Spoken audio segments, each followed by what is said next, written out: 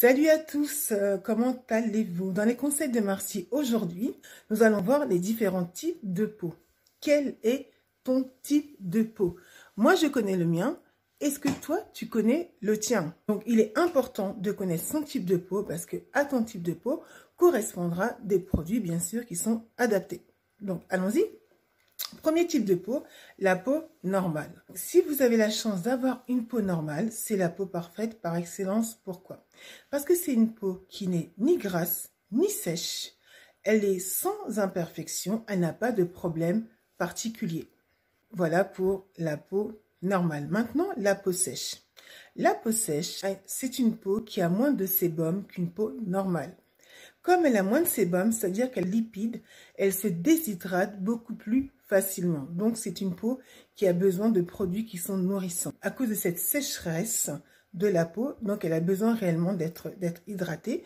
Et les effets, en fait, de la peau sèche, c'est que vous sentez comme un tiraillement au niveau de votre peau ou des démangeaisons. Donc, c'est vraiment le signe que votre peau est sèche. Donc, il va falloir l'hydrater, c'est comme en fait une peau, vous savez, comme une terre un peu qui se dessèche. Voilà, donc c'est une peau, les peaux sèches concrètement, elles vieillissent beaucoup plus facilement. Pourquoi? Parce qu'elles se dessèchent beaucoup plus facilement, donc elles vieillissent beaucoup plus facilement. Elles ont vraiment besoin d'hydratation pour empêcher en fait cette sécheresse qui caractérise réellement les peaux sèches. Je vais vous montrer un exemple de peau sèche.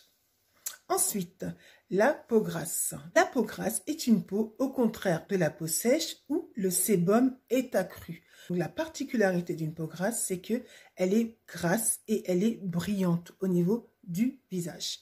Donc, les pores sont dilatés, les pores sont visibles. Je vous montrerai également là aussi un exemple de peau grasse. Donc, vous pourrez le constater par vous-même. Les pores sont dilatés. Les pores sont visibles. Et ce qui est bien en fait avec les peaux grasses, c'est que ce sont des peaux en général qui sont grasses et qui sont épaisses et qui vieillissent beaucoup mieux que les peaux sèches, qui sont plus fines. Chez mesdames et messieurs, que vous vieillirez beaucoup mieux. Donc c'est vraiment l'avantage d'avoir la peau grasse. Ensuite, la peau mixte. Donc en fait, quand vous avez la peau mixte, c'est un mixte entre un type de peau et un autre type de peau. Mais en général, une peau mixte, c'est une peau qui est en partie sèche et en partie grasse. Voilà. Donc, par exemple, dans mon type de peau, donc j'ai une peau mixte, c'est-à-dire qu'une peau mixte, au niveau du front, donc du nez et du menton, ma peau, en fait, elle a tendance à produire du gras. Mais au niveau des joues, elle est un peu plus sèche. Donc, avec la définition que je viens de vous donner, est-ce que vous avez reconnu votre type de peau? Donc, si vous ne le savez pas encore, posez-vous les bonnes questions. Est-ce que votre peau est sèche? C'est-à-dire, est-ce qu'elle tiraille? Est-ce que vous avez cette sensation de démangeaison, de déshydratation? C'est que vous avez une peau sèche. Est-ce que vous avez une peau qui est plutôt brillante? Une peau qui a du gras au niveau de votre visage? Autre question que vous devez vous poser, est-ce que les pores de votre peau, est-ce qu'ils sont visibles? Est-ce que les pores sont visibles et dilatés? Donc, c'est le signe d'une peau grasse. Est-ce que vous avez une peau mixte? Donc, une peau mixte, c'est-à-dire que vous avez deux types de peau. Elle est plutôt grasse à un endroit et plutôt sèche à un autre endroit. Donc, et si vous ne savez toujours pas, malgré les informations que je viens de vous donner, on va faire un petit test. Donc, c'est parti pour le test. C'est le test du mouchoir. Voilà. Vous allez nettoyer votre peau, donc avec un gel nettoyant ou une lotion, comme vous avez l'habitude de faire. Ensuite, ce que vous faites, vous attendez 1 heure. Après 1 heure, vous appliquez un mouchoir sur votre visage. Vous savez, comme les masques qu'on utilise une fois de cette manière-là. Et vous regardez le résultat. Donc, si vous n'avez aucune trace sur votre mouchoir, ça veut dire que vous avez une peau normale ou une peau sèche. Au contraire, si vous avez du gras au niveau de l'ensemble du mouchoir, c'est que votre peau est grasse. Si vous avez du gras au niveau de la zone T, du front du nez et du menton, c'est que votre peau est mixte. Et voilà pour le test du mouchoir. Maintenant, vous savez quel est votre type de peau. Donc, après le type de peau, nous allons voir maintenant l'état de votre peau. Donc, à ne pas confondre avec le type de peau et l'état de votre peau. Attachez vos ceintures, on va décoller. L'état de votre peau, c'est l'état de santé de votre peau.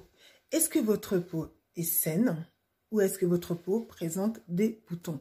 Donc, à vous de le déterminer, hein. À vous de bien regarder votre peau. Donc, et ça se voit, effectivement, une peau saine. Donc, c'est une peau qui présente aucune imperfection. Donc, vous voyez, quand vous la touchez, c'est une peau qui est lisse. Au contraire, une peau qui n'est pas saine, donc c'est une peau qui a tendance acnéique. Si vous faites de l'acné, c'est-à-dire si vous avez des boutons d'acné, donc vous savez ce que c'est que l'acné. Donc, ce sont des boutons ou des comédons qui se présentent au niveau de l'ensemble, au niveau du visage, donc plutôt dans la zone T en fait, hein. Donc au niveau du front, du nez et du menton, mais également au niveau du décolleté, au niveau du thorax et au niveau du dos. Ça prouve en fait si vous avez une peau acnéique, c'est-à-dire que votre peau n'est pas en bonne santé. Alors là, mes amis, le gommage à l'argile, les gommages ne sont pas du tout adaptés. Donc là, effectivement, il faut aller voir un médecin parce que votre peau est malade, d'accord? Donc, le médecin qui est spécialisé pour les problèmes de peau, c'est le dermatologue. Donc, ce n'est pas la peine de faire... Donc, comme je vous ai présenté dans mes vidéos précédentes, donc pour avoir une belle peau, donc vous devez effectuer un masque une fois par semaine, vous devez effectuer un gommage 1 à 2 fois par semaine. Là, non, pas du tout. Là, en fait, ces conseils-là, c'est pour des peaux qui sont saines, qui présentent effectivement des petits boutons, des légères imperfections, mais pas une peau à tendance acnéique. Une peau à tendance acnéique, vous aurez besoin d'un médecin, vous aurez besoin d'un traitement pour traiter votre maladie. Alors moi, je vais vous donner ma petite expérience. Donc, je n'ai pas du tout eu d'acné. Je n'ai pas fait d'acné quand j'étais jeune, mais j'en ai fait beaucoup plus tard. À partir de 30 ans, j'ai commencé à avoir, donc c'est ce qu'on appelle une acné tardive. Donc, à 30 ans, j'ai eu plein de boutons au niveau du front, des boutons au niveau du nez, au niveau du menton, ce qui était inhabituel, en sachant que depuis que je suis jeune, je prends vraiment soin de ma peau. Qu'est-ce que j'ai fait en fait? Donc effectivement, je faisais comme d'habitude, je faisais mes masques, je faisais les masques, gommages, les crèmes, mais ça ne fonctionnait pas. Donc je me suis dit qu'il y avait un problème. Donc devant ce problème, ce que j'ai fait, c'est que je suis allée en fait tout simplement chez le pharmacien. Et c'est le pharmacien qui m'a expliqué que je faisais en fait une acné tardive. Donc l'acné concrètement, elle peut être légère ou elle peut être sévère. D'accord? Donc moi, c'était une acné concrètement légère. Je n'avais pas du tout de boutons au niveau du dos, ni au niveau du décolleté, mais j'en avais au niveau du visage. Donc en fait, le médecin m'a donné simplement un traitement le traitement pour les adolescents. Et au bout de 3 semaines, je n'avais plus aucun bouton. Voilà, donc le pharmacien, ça peut être également une bonne solution. Si vous avez une acné légère, ça peut marcher. En tout cas, pour moi, ça a marché. Mais si vraiment ça ne marche pas, je vous en supplie, ne faites pas les apprentis sorciers en essayant plein de crèmes, plein de produits, etc. Non, c'est une maladie. Et comme toute maladie, elle a besoin d'être soignée. Et vous verrez, en fait, comme la mienne, très rapidement, avec les conseils qu'il va vous donner, avec le traitement. Des fois, effectivement, donc, il peut vous donner des médicaments. Et le traitement qu'il va vous donner, donc vous aurez également une peau parfaite. Donc moi, je conseille au niveau du dermatologue, si vous êtes en région parisienne, il y a un hôpital qui est spécialisé. Il y a 2 hôpitaux qui sont spécialisés pour les peaux acnéiques. Il y a l'hôpital Ambroise Paré et l'hôpital Saint-Louis. Ambroise Paré, je connais parce que j'ai une copine qui est esthéticienne, je précise, et qui se fait suivre au niveau de l'acné parce qu'elle elle a 35 ans à peu près. Elle fait également de l'acné. Donc, elle a besoin d'un traitement spécifique depuis réellement des années, en fait. Elle a énormément de problèmes de peau et donc, elle est suivie par un médecin et c'est elle, en fait, qui m'avait parlé de l'hôpital Ambroise Paré. Donc, je vous donne l'info. Mais voilà, mais après, si vous habitez en France, dans beaucoup d'hôpitaux, il y a des services de dermatologie ou sinon, vous allez chez un dermatologue privé. Donc, voilà, pour les peaux à tendance acnéique. Donc, un autre exemple sur l'état de santé de votre peau, c'est ce qui est provoqué par des événements extérieurs. Par exemple, donc le stress. Eh oui, le stress peut avoir des effets néfastes sur votre peau. Donc, vous pouvez avoir des petits boutons, une réaction au niveau de votre peau. Donc, concrètement, moi, donc j'ai une période en fait de ma vie où je travaillais énormément. Donc, c'est de dire que j'avais des horaires très très intenses. Donc, dans une grosse entreprise. Et il y avait beaucoup de stress. Et ce qui se passe, en fait, c'est que j'ai eu, en fait, des petites plaques qui ont commencé à apparaître au niveau des cuisses. Donc, et en fait, j'ai changé de travail et je vous assure, donc, les plaques ont totalement disparu. Donc, effectivement, comme on l'a vu, votre peau, en fait, en fonction de vos émotions, une contrariété ou au niveau du stress, ou ça peut être un changement climatique, elle peut effectivement, elle peut être modifiée. Donc, ensuite, l'état de santé de notre peau peut être modifié par d'autres événements extérieurs comme un changement au niveau du climat. Donc, si effectivement il fait trop chaud ou trop froid, l'état de votre peau peut changer. Moi, par exemple, en hiver, ma peau est beaucoup plus sensible. C'est-à-dire que elle se dessèche à certains endroits. Ce qui veut dire que je n'utilise pas les mêmes produits en hiver que au printemps ou en été. Voilà, donc c'est l'état de ma peau, elle est plus fragile, elle est plus sensible. Donc effectivement, je vais beaucoup plus la nourrir. Je vais utiliser des produits très très doux, un gel doux, je vais utiliser vraiment des produits très doux, adaptés en fait en hiver. Donc, si j'ai pas été assez claire, en fait, c'est les peaux sensibles. Voilà. Donc, quand je parlais effectivement du stress ou d'événements externes d'événements, des changements de climat, etc. Donc, effectivement, votre peau, elle est beaucoup plus sensible que d'habitude. Donc, c'est à vous de la connaître et d'adapter en fait les produits adaptés à ce genre de situation. Voilà. En conclusion, pourquoi il faut connaître le type de peau que vous avez et l'état de votre peau. En fait, pour moi, c'est très important. Pourquoi? Premièrement, l'état de santé. Voilà. Donc, la peau, pour moi, c'est quelque chose qui ne doit pas être pris à la légère. Voilà, c'est notre véhicule, c'est notre enveloppe, c'est notre moyen de communication, c'est notre outil de communication. Nous nous présentons au monde extérieur avec ce que nous sommes. Et la première chose que les gens voient, eh ben, la première chose qu'on voit, c'est la peau, hein, c'est le visage. Hein. Donc, c'est le visage. Et en été, effectivement, c'est très sympa de mettre des petites robes avec, voilà, des petites robes et des petits caracos. Donc, si vous avez une très belle peau, effectivement, votre peau sera visible, elle sera visible de tous. Donc, premièrement, c'est un outil de communication. Donc, c'est hyper important de prendre soin de sa peau. Ensuite, c'est important, pourquoi? Également, c'est important d'avoir une peau saine. C'est important d'avoir une peau saine, une peau qui soit pas malade, une peau où il n'y ait pas d'acné. C'est vraiment important. C'est également important, donc c'est une question de soin, en fait. Voilà. Donc voilà, une personne qui prend soin de sa peau, une personne qui prend soin de son visage, qui fait des soins réguliers de son visage, pour moi, c'est une personne qui est soignée, en fait. C'est pas la personne qui dit, ouais, moi, je m'en fous, c'est juste la peau. Non, c'est quand même, ça relève d'un caractère et d'une personnalité.